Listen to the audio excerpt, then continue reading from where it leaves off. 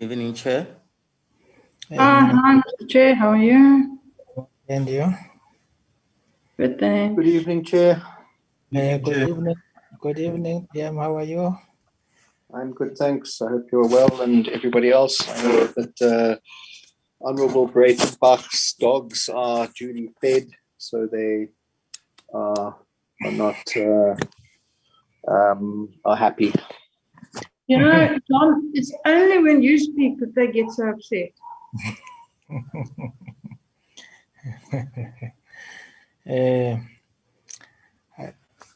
I think, members, we would need to start, and to everybody, good evening once again. We will be dealing with 4 items, quick items. We'll be receiving a briefing from the Legal Aid Board on their regulations, which need to be approved by the House. And then we'll also be getting a briefing from the department on the prior regulations, which need to be noted by the House. And then also we will also get a briefing on the judges' salaries and salary increase for office bearers of Chapter 9 institutions. Those are the 4 items. We don't think that they should take that long. At this, we should be done by 8. Honorable Glenis Breitenbach. Thanks, Mr. Chair. Just before we start, both the Honourable Horn and the Honourable Self apologise. Okay. Neither of them can be here. Thank you. Okay. No, that's Mr. Romano.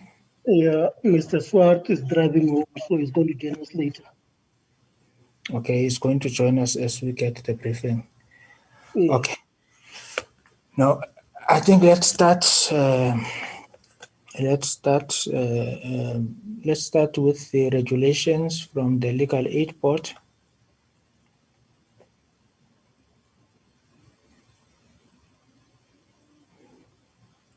Who is leading us with also let me take this. The chairperson, Judge Makume, will lead us. Or is the chairperson leading the delegation?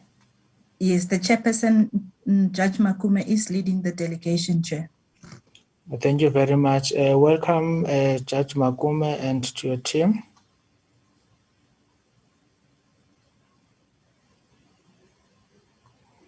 And also let me take this opportunity to welcome our Deputy Minister, Minister John Jeffrey, who is leading the department's team.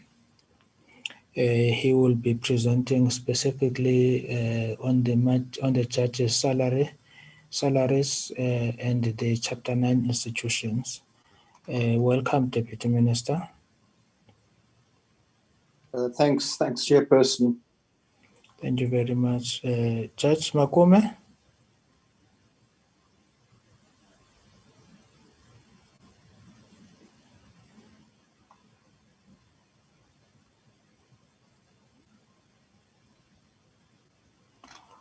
There seems to be a technical problem with the judge.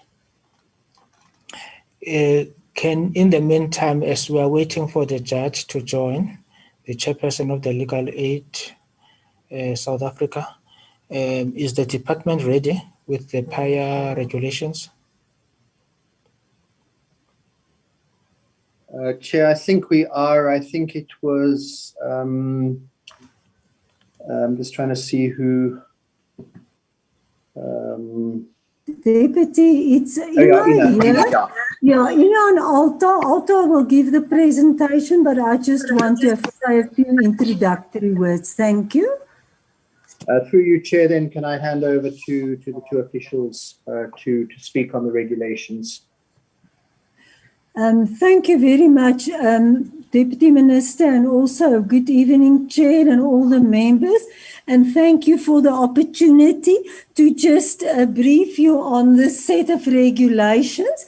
The briefing will be done by my colleague, Advocate van der Walt. I just want to say as introduction 3 things. You will hear her talking about the Political Party Funding Act. And I suppose all of you remember that is the act that specifically Section 9 that indicates that the political party must disclose to the Electoral Commission certain donations above a certain prescribed threshold.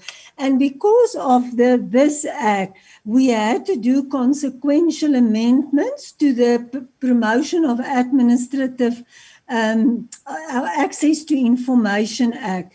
And because we changed that act, we had to change the regulations. So hence that you will see the 3 things, the regulations and the PAIA Act, and then on the one hand, and then on the other hand, the Political Party Funding Act.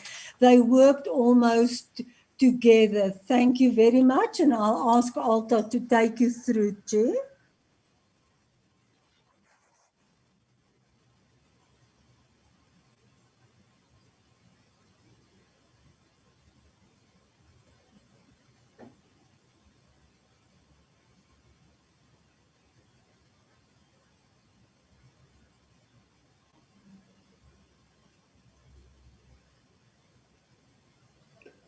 Chair, I think I don't know who's flighted this, but this is the legal aid regulations. We need the PAIA regulations to be flighted. And Alta, I don't know where you are, but can you, Alta, I mean, Ina, is Alta with you? No, she's in the other office, in her own office, but DM, I heard her making contact with the committee. But if there's a problem, if they just put on the slides, I can proceed with the presentation as well. Can you proceed, Ms. Botha? Thank you very much, Chair. It is really not much to this. You will see it's the regulations that were made under the Promotion of Access to Information Act. And this is the Principal Act. You will recall that it came into operation a very long time. And it also allows, in terms of Section 92, the Minister to make by notice in the Gazette regulations regarding a number of aspects. And then what is very important, Chair, which is different from some other pieces of legislation, is that in terms of Section 92 of this Act, any regulation must just before publication in the Gazette be submitted to Parliament. As you indicated, it's for notification. So there were regulations already published there in 2002, and they have been amended on a few occasions. And now what we have here is that the Principal Act are now being amended to provide for information on the private funding of political parties and independent candidates to be recorded, preserved, and made available, and for matters connected therewith. And this is the reason, because it's about information that must be made available. Hence, in terms of the Political Parties Funding Act, we need to change we had to change the Promotion of Access to Information as well. Next slide, please.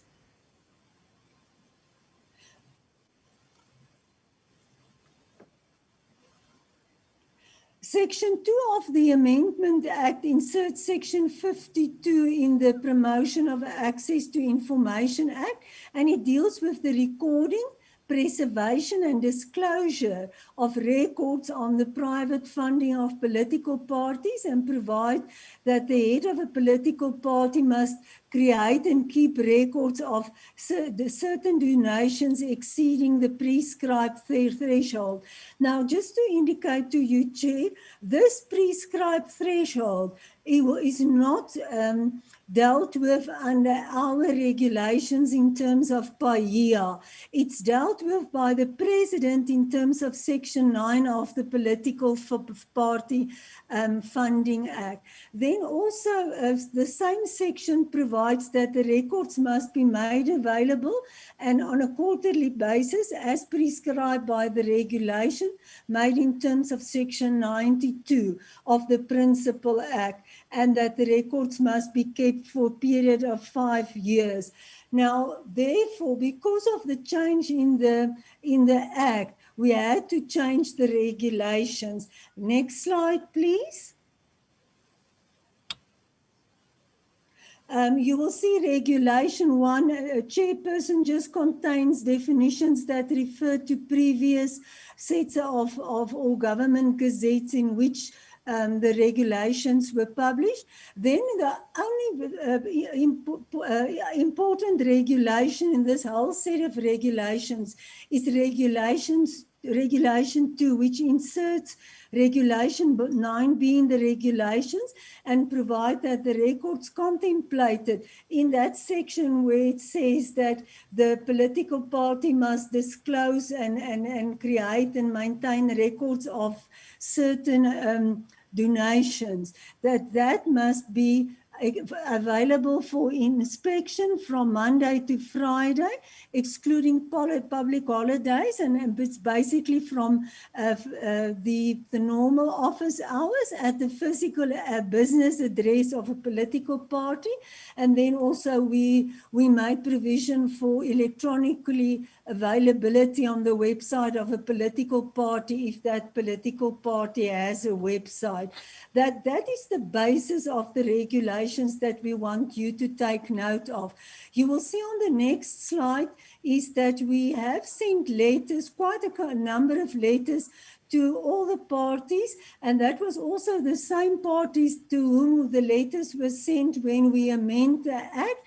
I think you can read for yourself there, it's a lot there, and you can go to the next slide, please, where you will see that the members, the parties who were also consulted, continue on the next page.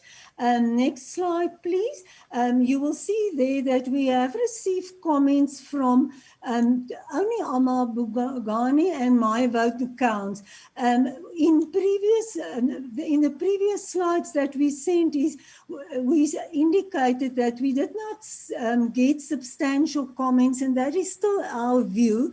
If you look at what is the kind of comment that we've got, is they say is the Act and the regulations are not clear on the obligation of political parties to create, hold, and to disclose funding, especially with funding below the threshold, which is currently 100,000 Rand. And Chair, that is the 100,000 Rand that was determined by the President under the Political Parties Funding Act.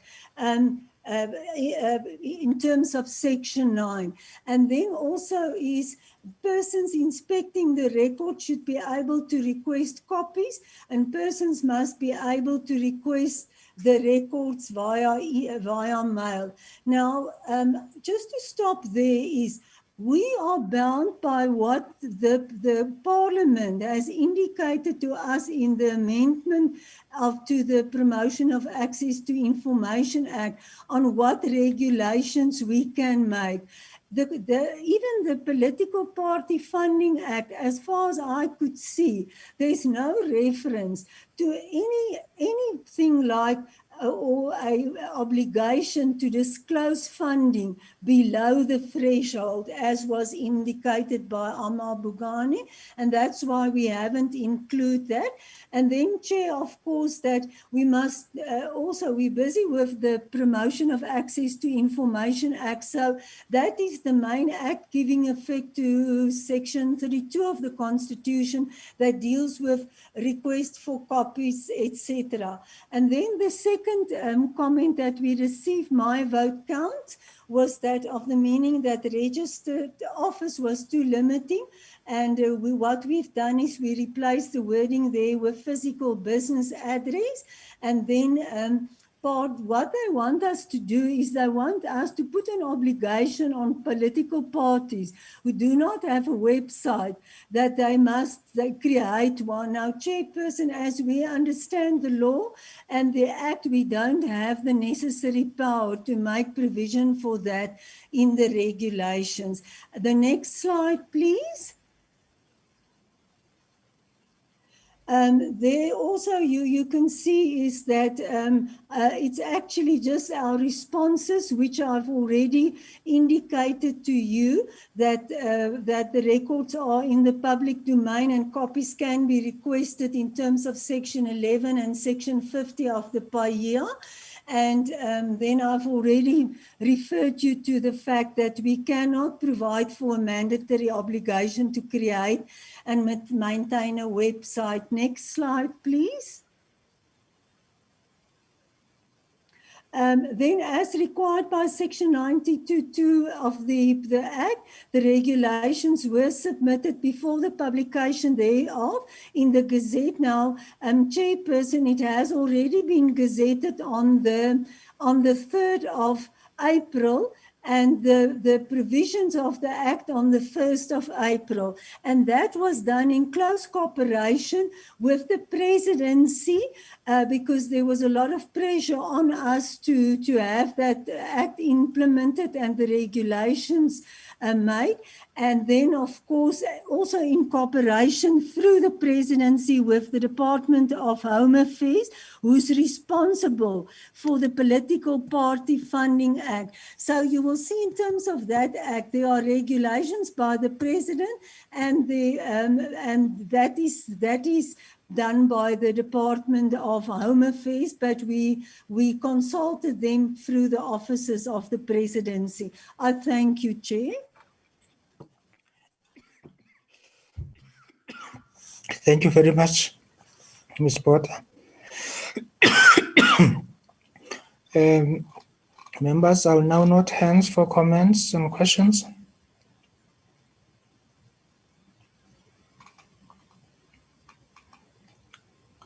I see that there are no hands. I take it that members have no problems with the regulations being noted. Thank you very much. Deputy Minister, can you just quickly take us through the salaries of the judges and the Chapter 9 office bearers? Okay, you have, sorry, Chair, just coming. Look, this is. I mean, in a sense, both the two items on the judges and magistrates and the Chapter 9s would go together. The President makes a determination after considering the recommendations of the Independent Commission for the Remuneration of Public Representatives, and then submits that to Parliament. So on behalf of the Office of the President, I present the determination by the President of the remuneration of the judges, magistrates, members of the South African Human Rights Commission, and the Public Protector and Deputy Public Protector.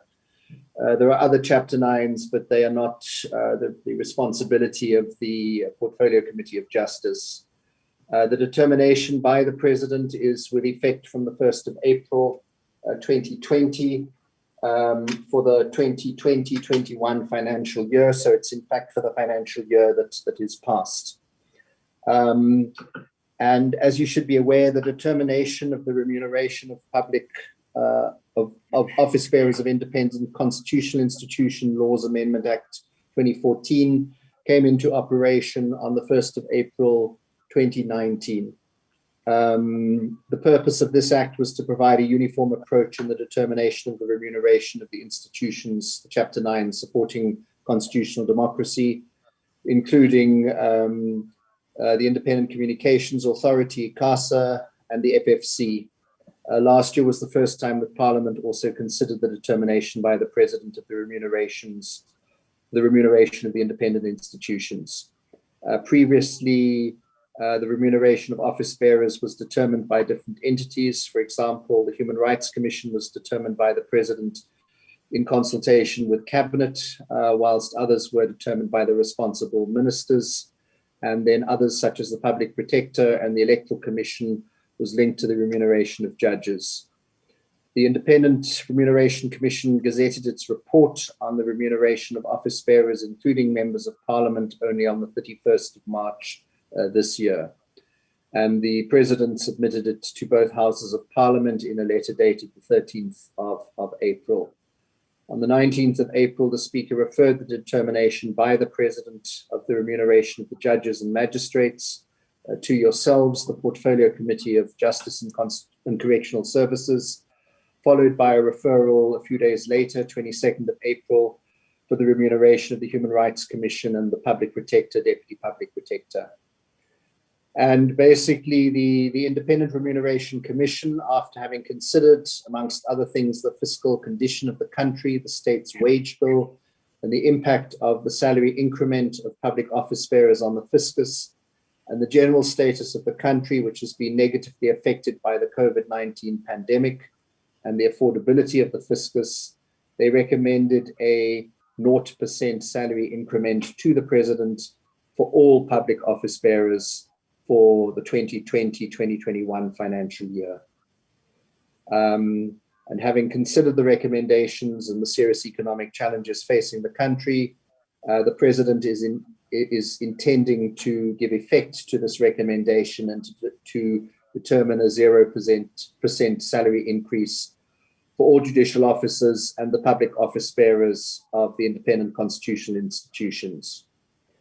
I have to say that in terms of the report of the Independent Remuneration Commission, the Chief Justice and the Lower Courts Remuneration Committee do not support the recommendations.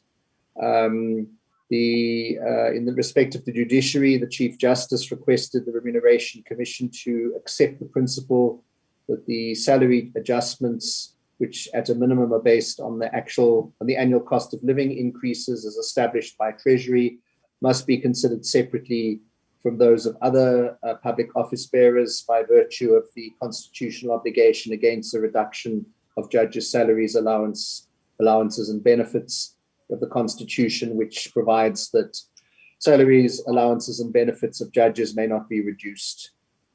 The judges further contend that Section 176(3) should be construed to ensure that judges are automatically entitled to an annual cost of living adjustment based on the CPI as determined by Treasury. The Independent Remuneration Commission, however, is of the view that Section 176(3) protects only the nominal value of their remuneration and doesn't guarantee inflationary adjustments. The IRC is also of the view that the current financial conditions weigh heavily on the entire country and cannot be ignored. The IRC indicated that the Lower Court Remuneration Committee, on behalf of the magistracy, raises a valid concern that public servants, and in particular prosecutors, in the past received increases above inflation, while the magistracy, within the framework of the public office bearers, has received lower than inflation salary increments. The Commission also indicated that they rely on interactions with National Treasury with regards to the affordability of any increase of salaries, and has to that extent appropriately included this in the previous recommendations. It should be noticed that there have been times in the past where the IRC heeded the advice of National Treasury only for the public sector to receive an increment above inflation. I think it's also important to inform the committee that the Remuneration Commission is currently busy with a major review of the appropriateness of the current remuneration packages of the judiciary, that's both judges and magistrates. This has been going on for some time, since 2017, and 21st Century Pay Solutions has been appointed by the IRC to assist with the major review.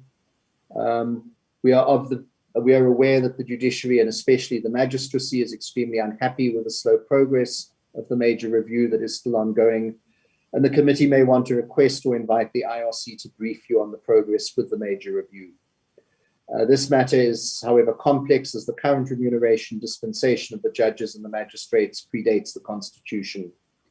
And the Ministry and the Department are also engaging with their counterparts in National Treasury public service and administration, and transport as part of this process. Transport is involved because of the car allowances and the use of government cars for judges. So, Chair, that is the report. Maybe just to say that just to assist in 2016-17 financial year, judges received a 0% increase, magistrates a 6% increase. 2017-18, judges 4%, magistrates 5.5%. 2018-19, judges 2.5%, magistrates 4%. And then last year, judges 0%, district magistrates 4.5%, and all other ranks of magistrates 2.8%. So that's just the background. But this is put to these increases or the lack thereof have to be approved by both houses of parliament. So it is something the committee would have to consider, deliberate on, and make a recommendation to the House, as your NCOP equivalents would be doing. It is a similar recommendation for the Chapter 9s for the Human Rights Commission and the Public Protector and Deputy Public Protector, a 0% increase. Thanks, Chair. Thank you very much.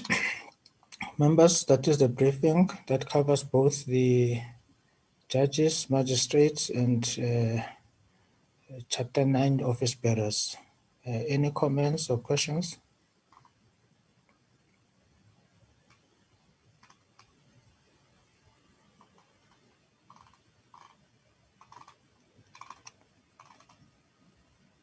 There are no questions or comments from members?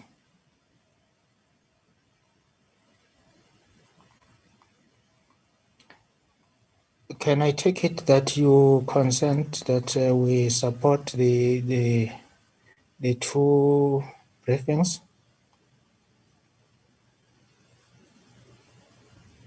Yes, Chair. Thank you very much. Honorable Breitenbach. Thank you, Mr. Chair. I don't have a serious difficulty with the report, but I do think as a committee we should discuss it. Not necessarily now. No, not necessarily now. Okay. Any other comment? Thank you very much. Can we go back to the legal aid, South Africa, Judge Makume?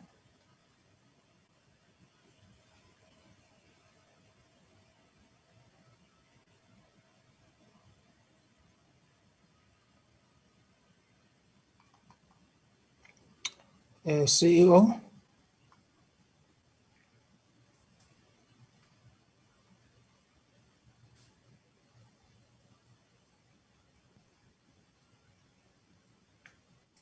Thank you, Chair. The Deputy Chair is also present. If Ntate Makume cannot log in, I can ask the Deputy Chair, Ntate Mvundlela, to open for us. Deputy Chairperson, welcome. Good afternoon, Chair, and good afternoon to all honorable members of this committee, and good afternoon, good evening rather, to the CEO and the execs that are there. I have noticed that the Chair has not logged in as yet on the platform. So let me take this opportunity to thank you for allowing us to come and make this presentation to you. This committee is endowed with the responsibility to actually go through these regulations before they are approved at the next stage. So to the extent that we would have, as board, also have looked at them and appreciated the angle they take in order to improve our service delivery model. We wish that the committee can look at them the same way that the board would have looked at them, and approve of them.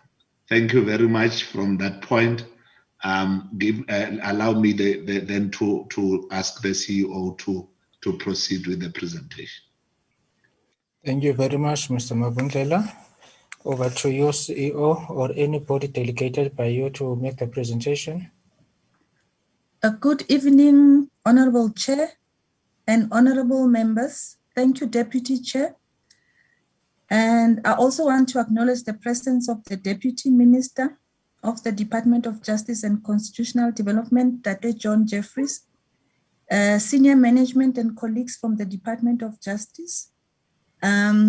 I am accompanied by 3 colleagues, members of the Management Committee, the National Operations Executive Advocate Brian Neb, the Chief Legal Executive Patrick Hundemark, who will help me with the latter part of the presentation, our COO, Mr. Sitopo Mamuteti, and I think we also, in our presence, we have the Audit Committee Chair, May Mamudike Makhoba, and I think maybe the chairperson will rejoin.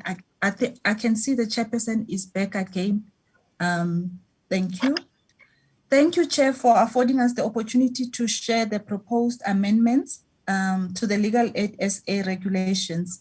As per the presentation outline, we'll just touch on the enabling provisions, the consultation process, and the details of the proposed amendment. We are proposing 9 amendments to the regulations. The proposed amendments relates to our service legal aid delivery that is already operating above capacity. The 9 proposed amendments covers Regulation 9 that deals with civil matters, Regulation 11 that deals with limitation and exclusion of civil legal aid, Regulation 13 that deals with maintenance, domestic violence, and harassment cases, Regulation 14 that covers labor cases, Regulation 15 that covers divorce and family cases, Regulation 23, other legislation requiring legal representation for children, Regulation 27, that's the one for qualifying for legal aid and means test, Regulation 31, partially subsidized legal aid, and Regulation 32 for contributions by legal aid recipient. The 9 proposed amendments do not result in any significant policy change. The technical corrections that we are making, we are trying to align policy to the current position. And with the limited resources, limited and decreasing civil resources of legal aid will be able to direct the resources to the most vulnerable.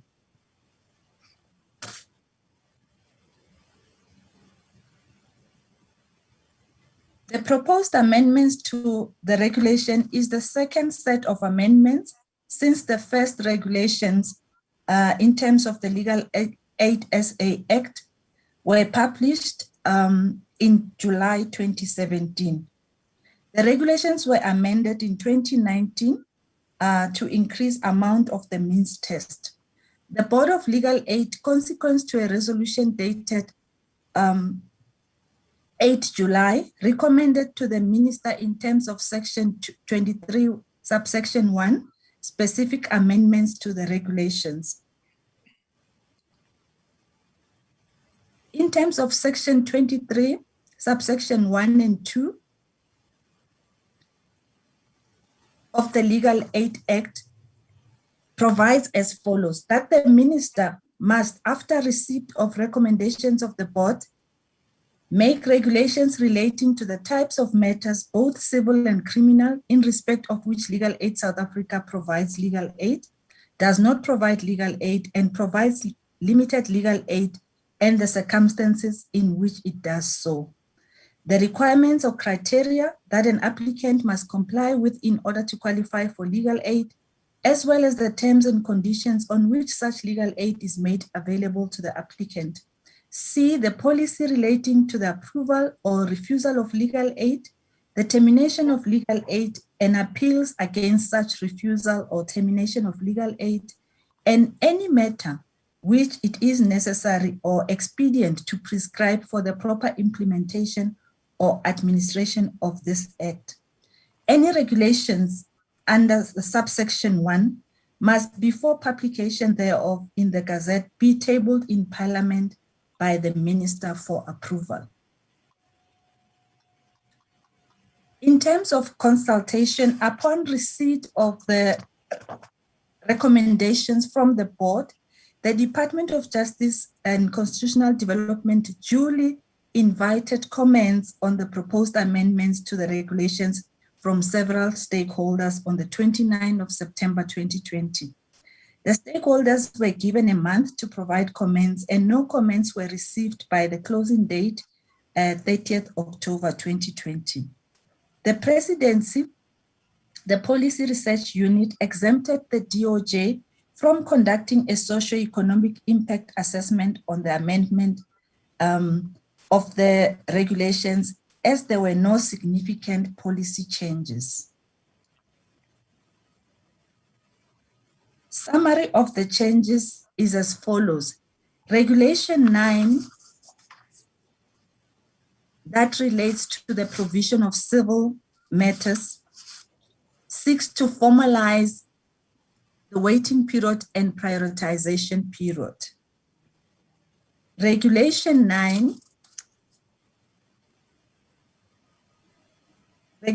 11, that deals with the limitation and exclusion of legal aid, seeks to rectify typographical error in the proviso that Legal Aid SA can only assist in claims that exceeded the small court's claim jurisdiction by more than 50%.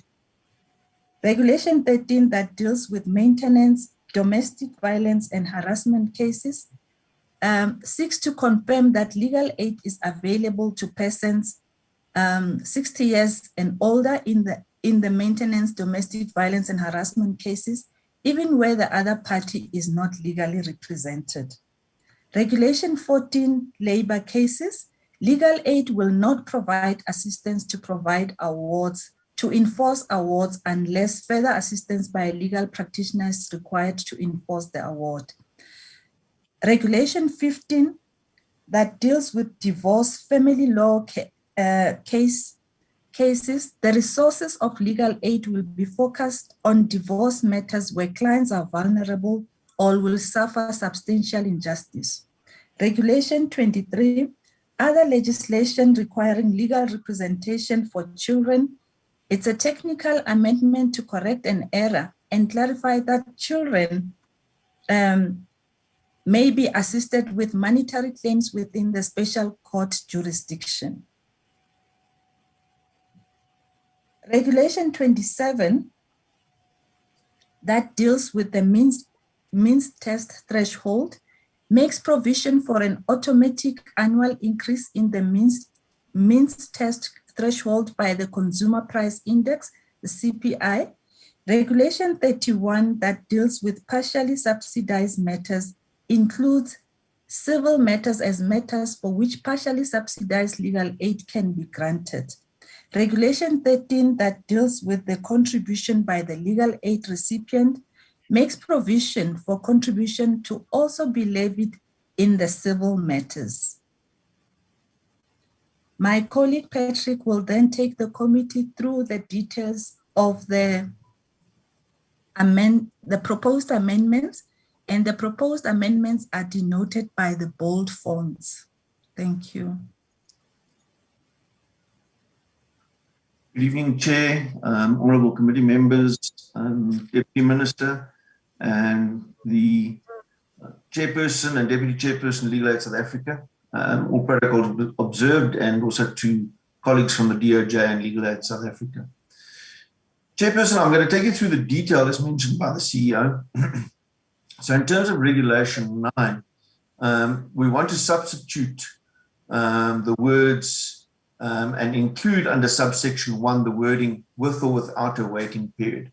And then if we do apply a waiting period, is applied, then we must prioritize civil matters which do not have a significant impact on we must prioritize, where have a significant impact on clients' lives, including but not limited to civil proceedings involving children, eviction, social security matters, education matters, and income-related matters such as employment, dismissals, pension-related funds and maintenance. And obviously, where there's also civil proceedings, where there's summonses that issued and it falls within our context, they would have to be prioritized as well. So practically, we are implementing a waiting period, as in the financial year 2019-20, about 2,700 people were given a waiting period of up to 3 months. We have got a system whereby we follow up to make sure that they know as to when they're coming for their consultations, and our paralegals will phone to confirm the date for their appointment when we have given a waiting period. This is an amelioration that we don't just outright refuse legal aid, particularly where we've got capacity constraints. That's on Regulation 1. If I can, next slide, please. Slide. I'm not too sure who's. The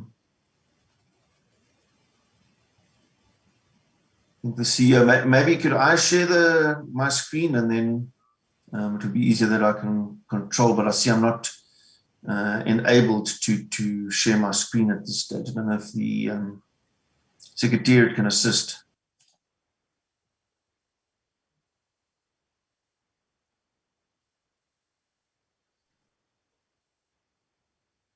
CEO, can I ask just to move on to the next one? So I think I've already dealt with this. So this is particularly, then I'm moving on to Regulation 11. This is the regulation is to substitution of sub-regulation 3 with the following regulation, which says, subject to Regulation 23.8, legal aid may not be granted for any action that can be brought in the small claims court. What there was here was a typographical error, that it's where it said that we may grant for claims that exceeds, it said we may not grant for claims that do not exceed the monetary jurisdiction. So this is just to correct it, that we can provide assistance for claims that exceed the small claims court jurisdiction by more than 50%. Anything below that, we're not able to provide assistance for. So it's just to correct that typographical error, that to align it to what the practice has always been. Thank you, CEO. Next slide, please. In terms of Regulation 13, this is just dealing with the aspect in the maintenance, domestic violence, and harassment courts. It wasn't sufficiently clear in the regulations where this provision relating to persons over the age of 60 or disabled are able to obtain assistance where the other party is not legally represented. So what we've done is move it specifically under B, and to make it clear that if we are satisfied that their claim or defense has good prospects of success, and the opposing party is represented, or is a legal or legal practitioner, or the legal aid applicant is over 60 years of age, it's in those two circumstances that we will then provide assistance in those three courts that I have mentioned. So what this will do is makes it then obviously clearer that we do provide assistance for disabled and elderly applicants, particularly where they are vulnerable at that stage, to then obtain assistance. Our amendment to Regulation 14 is in essence there to prevent a duplication, because the CCMA are providing assistance for persons where they have been given an arbitration award to assist them to enforce the arbitration award.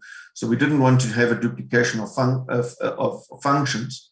And therefore, we, in consultation with CCMA, then have amended this provision to say, particularly where they're not able to enforce it and they need assistance then from an attorney. Sometimes you'll find you have to substitute the respondent in the matter because they've changed or they've moved or they weren't correctly identified. It's then in those circumstances that we would then assist to ensure that they could enforce the award, where the CCMA are not able to help them to go that far, and thus where they need a legal representative to be able to enforce their award. That's on then the Regulation 14. If we look at Regulation 15, This now deals specifically to focus the work we do, particularly in divorce-related matters. What we're making clear here is in instances where we won't provide assistance in divorce matters. So particularly we don't assist in a divorce appeal. We don't assist then in a divorce action if a legal aid applicant is married to a foreigner to enable that foreigner to obtain South African citizenship, and or a divorce where there is no allegation of domestic abuse, no children, including disabled or intellectually challenged children, no immovable property, no pension interest, or there's no other substantial benefit in the joint estate. In those circumstances, although we were intending to implement a system for assistance via our paralegals, but obviously due to COVID-19, we haven't been able to move, that those that are not able to get legal representation assistance will be able to get assisted self-help via our paralegals using our document generation system, where we do it by means of a questionnaire basis that they follow in terms of a decision tree as to what clauses should be included. So that would then, just to make it in terms of where we do and don't provide legal representation, but also then the registrars of the regional court are also be able to assist in these uncontested divorces, particularly where there aren't these problematic issues related to assets. Thank you, CEO. Next slide. So in regard to Regulation 23, this is just merely a technical amendment, once again linking here now the provision relating to children in the small claims court. It appeared the original wording made it appear that we couldn't assist children unless they exceeded the certain amount. This is now made clear that we can assist children with monetary claims irrespective of the amount of money that's involved. And then to just make that clear, because of the previous exemption saying we can't assist unless it's less than 50%. But here in this instance, where it's a child is involved, we can assist in matters where it is below the value of what you can seek to obtain in a small claims court. This is just aligning to what our practice has always been. Regarding Regulation 27, you will notice that the previous amendment that we had was relating to the means tests and to ensure, and we increased and updated the means test. What we're finding is if we don't regularly update it, we're not keeping track with salaries that are out there and with persons that really need assistance. And so that's why the board has felt and recommended that we then increase the amounts that we list in those sub-regulations in terms of the means test. 1 is then for an individual or the household, 2 and 3. 4 is relating to where they only have movable assets, and 5 only relates to where they have also movable assets.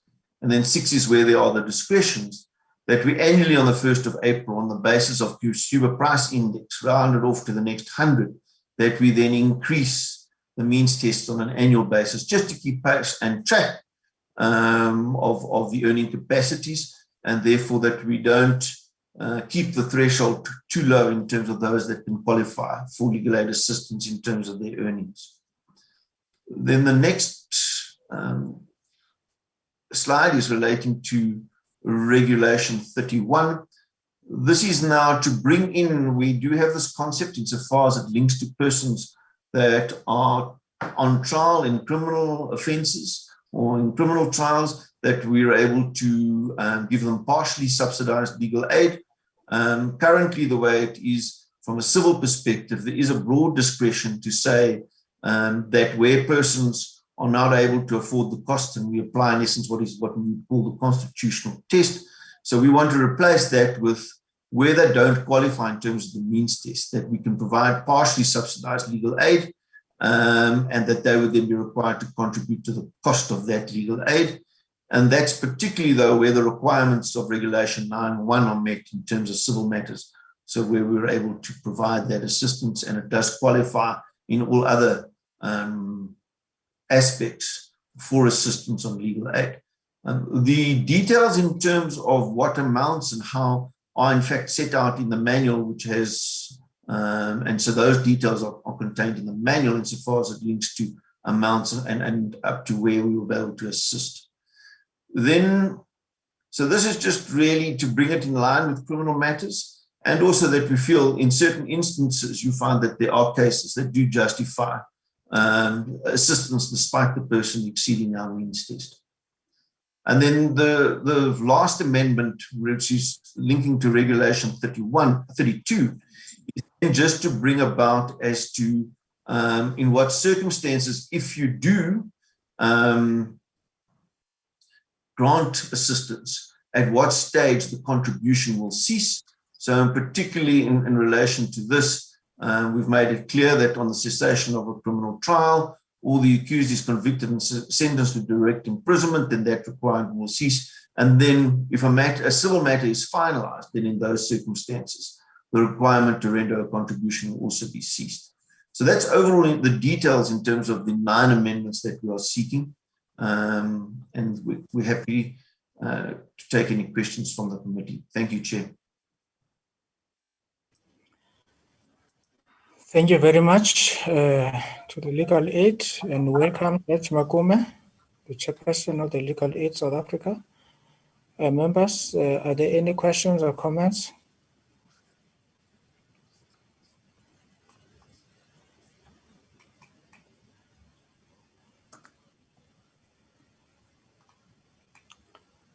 Honorable New Vote, Justin.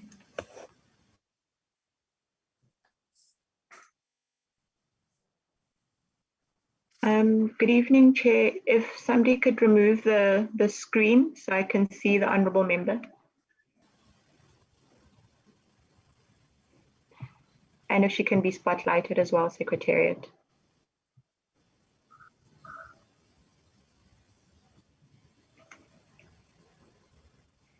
Thank you, Chair, and thank you for the presentation. In number 2, I think in slide, just 2 seconds.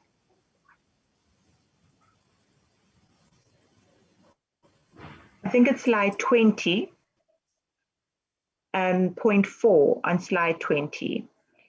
Please don't show the slides again. It says that you can't assist if there is no allegation of domestic abuse. So I want to know why that is the case, because that then, it precludes economic abuse, other forms of abuse, which is not physical abuse. Maybe the person affected is not speaking out for whatever reason. So this clause of limiting it, it's a cause for concern.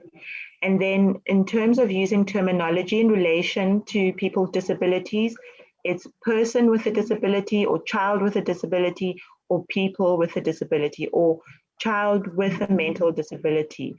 The other terms are not acceptable. So just be careful in terms of using correct terminology. Thank you.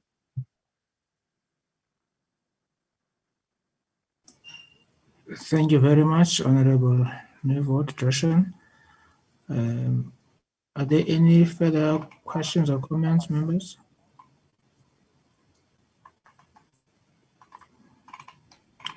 I take it that members have understood. They have no questions or comments. Thank you very much to Legal Aid South Africa. Thank you, Judge Makume, and welcome, and to your team of Legal Aid South Africa. We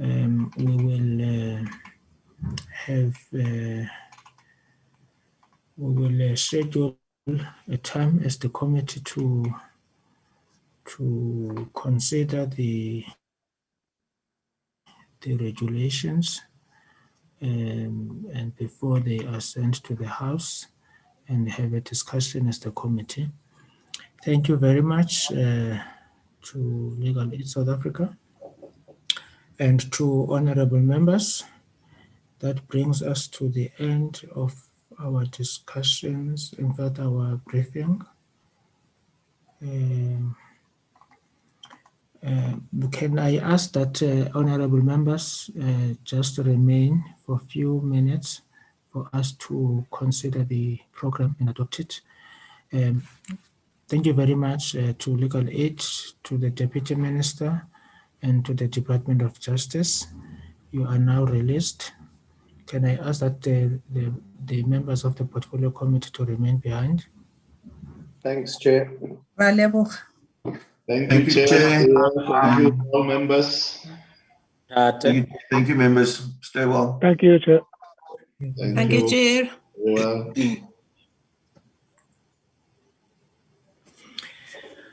Members, the program was circulated yesterday to all of you. I would like to check if we are comfortable with the program as it stands. I am, Chair. Thank you very much, Honorable Breitenbach. Are there any concerns from members? I don't see any member who has a concern. Thank you very much. The Friday, we would also have to deal with minutes so that we don't have a lot of minutes that are outstanding. We have a lot of other items that we'll need to consider on Friday. And in addition, we will have to deal with the minutes from last week and this week. And that will be all. Thank you very much, members. Thank you very much to everybody who is watching and who has joined this platform. Thank you very much. The meeting is adjourned.